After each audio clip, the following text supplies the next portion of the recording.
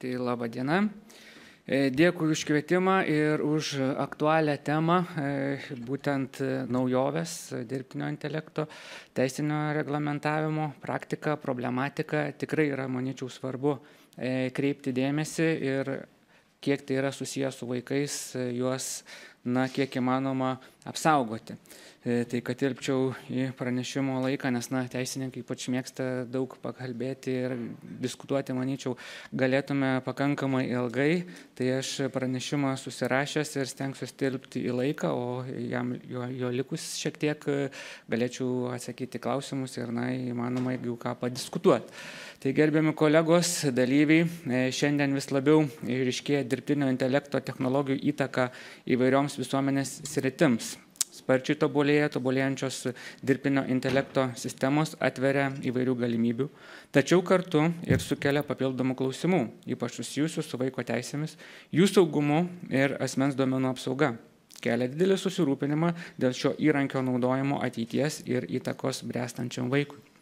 Šiuo pranešimu sieksiu trumpai aptarti aktualius reglamentavimo principus, būsimių naujovių kryptis, esamą praktiką ir bendrus iššūkius, su kuriais jau realiai dabar susiduria dauguma institucijų ir suinteresuotos šalys.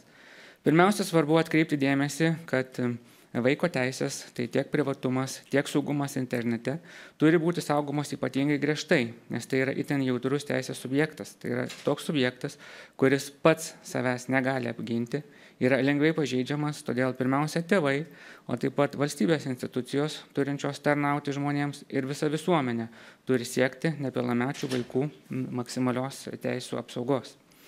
Dirbtinio intelekto sprendimai, pavyzdžiui, stebintis vaikų elgesį, analizuojantis jų veidų atpažinimo duomenis ar pritaikantis personalizuotas rekomendacijas, turi būti kuriami ir naudojami laikantis proporcingumo, minimalios intervencijos principų bei griežtai reguliuojami, nes jie gali ypatingai įtakoti vaiko pasirinkimus ir netgi prisidėti prie priklausomybių išsivystymo. Tai reiškia, kad vaikų duomenys neturėtų būti renkami pertekliniais būdais, o įvairios dirbtinio intelekto aplikacijos turi užtikrinti, kad nebūtų pažeidžiamos vaiko teisės į raidą, į mokymąsi, į laisvalaikį, taip pat asmens duomenų ir apsaugos privatumo apsaugą. Reikia atsižvelgti ir į Jungtinių tautų vaiko teisų konvenciją, kuri tvirtina pamatinius esminius vaiko teisų apsaugos principus. Dirbtinio intelekto kūrėjai ir naudotojai privalo užtikrinti vaiko teisę būti informuotam tinkamai, išklausytam ir apsaugotam nuo bet kokios galimos žalos, taip pat gerbti jo orumą, privatumą, interesus ir teisę į saugę, neliečiamą vaikystę. Be to svarbu nepamiršti, kad vaikai vis anksčiau pradeda naudotis išmaniaisiais įrenginiais, todėl jiems kyla naujų grėsmių, kaip antai kibernetinis persekiojimas, neteisėtas duomenų rinkimas automatizuotomis priemonėmis, kyla itin didelė grėsmė vaikams tapti nusikalstamų veikų aukomis.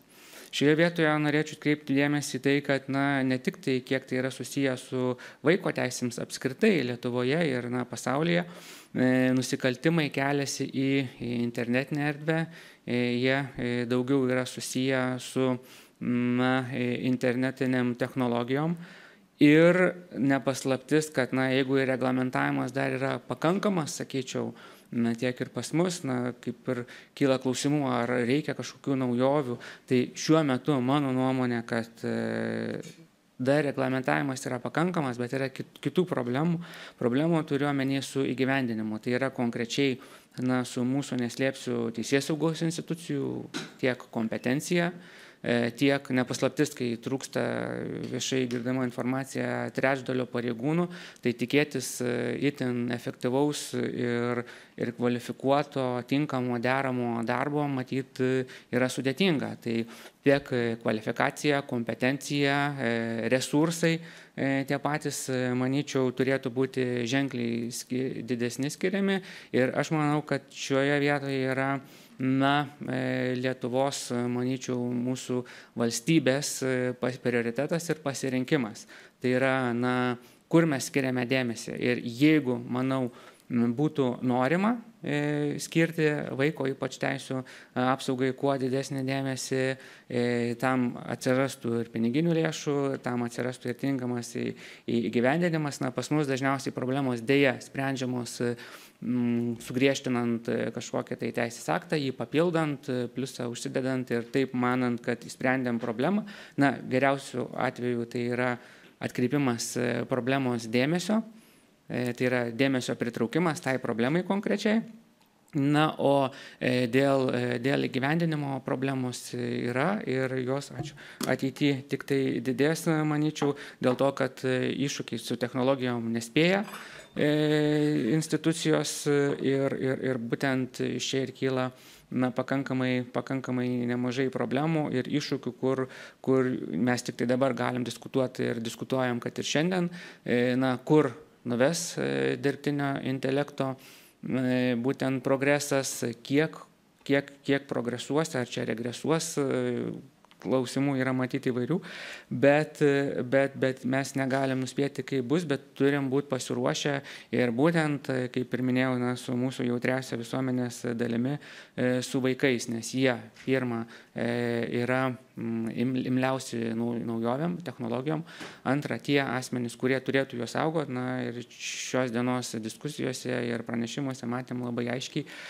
kad tuos tėvus reikia kitą kartą šviesti, kad jie suprastų, apie ką, nuo ko reiktų vaikus saugoti. Tai tas turėtų būti susitelkimas pakankamai didelis ir sudėtingos dirbtinio intelekto sistemos gali pasitelkti didelius duomenų srautus, iš kurių galima nustatyti vaiko elgesio modelius, polinkius, psichologinės savybės, o tai reikalauja ypatingos apsaugos, nes šie duomenys gali būti naudojami neteisėtiems tikslams ir įtakoti vaikų elgesį. Šiuo metu ES lygmenių intensyviai svarstomos bei rengiamos naujos reguliavimo priemonės dirbtiniam intelektui reglamentuoti, pavyzdžiui, ES priimtas dirbtinio intelekto aktas ir kiti teisės aktai reglamentuojantis dirbtinio intelekto sistemų kūrimą, įdiegimą, naudojimą.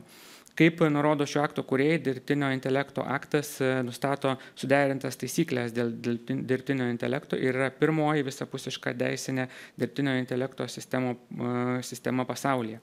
Šių taisyklių tikslas – skatinti patikimą dirbtinį intelektą Europoje. Dirbtinio intelekto aktas nustato aiškias riziką paremtas taisyklės dirbtinio intelekto kūrėjams ir naudotojams, taikomos konkrečioms dirbtinio intelekto naudojimo sritims. Jis yra platesnio politikos priemonių rinkinio skirto patikimo dirbtinio intelekto kūrimui skatinti dalis. Į šį teisėkūros procesą būtina įtraukti vaiko teisų perspektyvą, kad ateityje kuriamos teisinės priemonės ne tik užtikrintų inovacijų plėtrą, bet ir atsižvelgtų į specifinius vaikų interesus bei užkirstų kelią galimai žalai. Čia didelę reikšmę turi aktyvus tarp institucinis bendradarbiavimas, tai konkrečiai teisėsaugos, socialinės apsaugos, duomenų apsaugos institucijos ir švietimo sektorius turėtų prisidėti, bendradarbiauti, nustatant aiškias gaires, kaip turėtų būti reglamentuojami dirbtinio intelekto sprendimai susijęs su vaikais.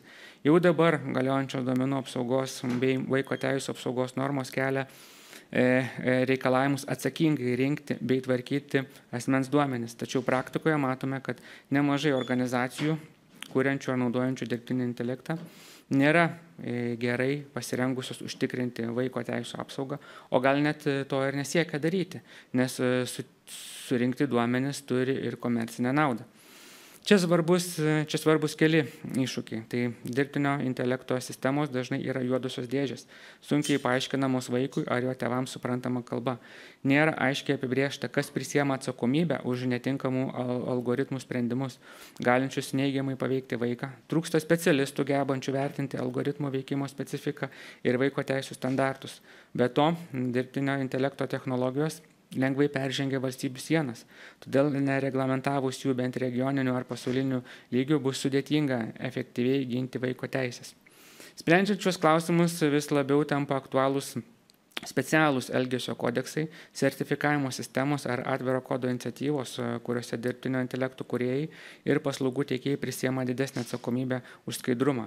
Organizacijos turėtų suburti tarp disciplininės komandas, kuriuose dirbtų IT specialistai, teisininkai, vaikų psichologai, socialiniai darbuotojai.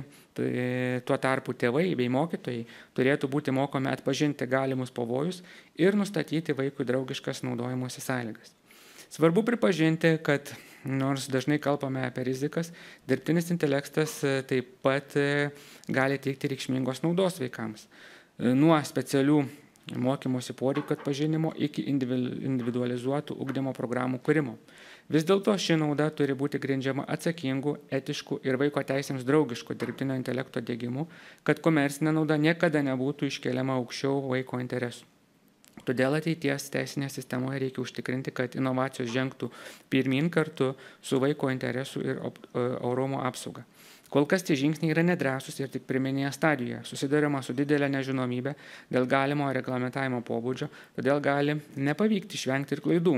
Be to, dirbtinis intelektas itin greitai vystosi, todėl teisėkūros procesai nespėja išlikti aktualūs. Būsimi iššūkiai reikalauja ne tik teisinio reglamentavimo patobulinimų, bet ir bendrų pastangų diegiant inovacijas. Viešojo sektoriaus įstaigose, mokyklose, nevyriausybinėse organizacijose turėtų būti diegiamos mokymosi programos apie dirbtinio intelekto technologijų keliamas galimybės, taip pat ir grėsmės, taip pat teisinius aspektus užtikrinančius vaiko teisų apsaugą. Reiktų siekti nuoseklaus reglamentavimo, kuriame vaiko interesų pirmumas būtų aiškiai tvirtintas. Taip pat kurti praktinės gairės, orientuotas į konkrečius vaiko poreikius, taip pat aukštus etikos standartus. Tikiuosi, ši apžvalga, kaip ir visa konferencija ir su visais aktualiais, profesionaliais, kiekvienos srities pranešimais paskatins toliau gilintis į dirbtinio intelekto poveikį vaiko teisėms ir paragins visus suinteresuotus dalyvius aktyviai prisidėti formuojant saugę bei vaiko interesus atitinkančią skaitmeninę ateitį. Ačiū už dėmesį.